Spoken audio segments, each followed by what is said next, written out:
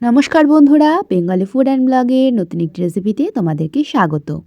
আজকে আমরা তৈরি করব শীতের মরশুমের শুরুতেই নতুন গুড় দিয়ে গুড়ের পায়েস।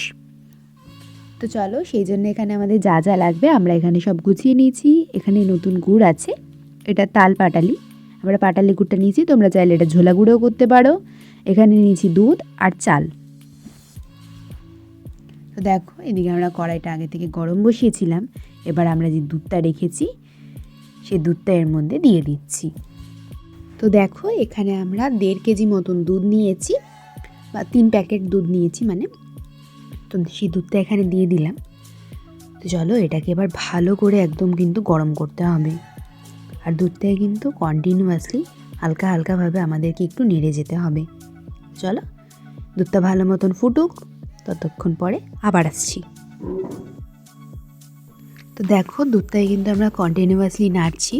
আর এইভাবে নাড়তে নাড়তে কিন্তু কিছুক্ষণ পরে দেখবা দুধটা দেখো বেশ ভালো মতন ফুটছে। আর এদিকে আমরা চালটাকে ধুয়ে নিয়েছি, যে চালটা নিয়েছিলাম। দেখো, এদিকে আমরা চালটাকে আগে থেকে ধুয়ে নিয়েছি, এটা গোবিন্দভোগ চাল। আর এদিকে গুড়টাকেও ভালো মতন করে একটু ভেঙে রেখেছি। এবার আমরা এই যে ফুটন্ত দুধটা দেখতে পাচ্ছ, এর মধ্যে চালগুলোকে দিয়ে দেব। আস্তে আস্তে আমরা সমস্ত চালগুলোকে এর মধ্যে দিয়ে দেব। এবার এর মধ্যেটাকে আমরা কনস্ট্যান্টলি কিন্তু নাড়তে হবে, কেননা কনস্ট্যান্টলি না নাড়লে কিন্তু চালটা কিন্তু কড়াইয়ের গায়ে লেগে যাবে, ফলে আমাদের পায়েসের টেস্টটা কিন্তু একদমই ভালো আসবে না। তো চলো, এটাকে ভালো মতন করে নাড়তে থাকি। চালটা যখন হালকা সিদ্ধ হয়ে আসবে তখন এর মধ্যে আমরা গুড়টা দেবো। তো দেখো, তার আগেই আমরা এর মধ্যে এটাকে একটু ফোটার পরে সামান্য পরিমাণে একটু লবণ দিয়ে দিলাম। তোমরা ভাবছো পায়েসে কেউ লবণ দেয় নাকি? হ্যাঁ, পায়েসেও লবণ দেয়।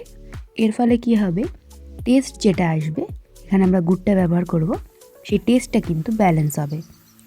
তো দেখো, কথা বলতে বলতে আমাদের চালটা বেশ ভালো মতনই সিদ্ধ হয়ে এসছে। এবার এটাকে একটু হালকা নাড়াচাড়া করে নিচ্ছি ভালো করে। এবার এর মধ্যে আমরা যে তাল পাটালিটা আগে থেকে রেখেছিলাম আমরা ভেঙে, সেই পাটালিটা দিয়ে দেব।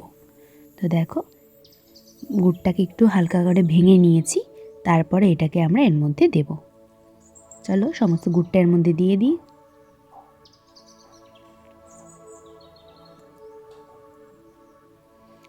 একটা জিনিস দেখবে, ম্যাজিকের মতন কিন্তু গুড়টা দেওয়ার সাথে সাথেই পায়েসের কালারটা চেঞ্জ হয়ে যাবে। আমরা সবসময় ওই একঘেয়ে চিনির পায়েস খেয়েই থাকি সারা বছর। এই শীতের শুরুতে যদি একটু গুড়ের পায়েস না হয়, মনটা কেমন করে না? তো সেই জন্যই একদম শীতের শুরুতেই তোমাদের সঙ্গে এই রেসিপিটা আমরা শেয়ার করছি। তো চলো, ভালো করে গুড়টা দিয়ে দিয়েছি, এবার মিশিয়ে নিই। একদম সহজ কিন্তু এই পায়েসের রেসিপিটা, বেশি সময়ও লাগবে না, খুব অল্প সময় রান্নার শেষে হাতে নিয়ে এটা তৈরি হয়ে যাবে। দেখো, ভালো করে মিশিয়ে নেওয়ার পরে কি সুন্দর একটা দারুণ কালার এসছে।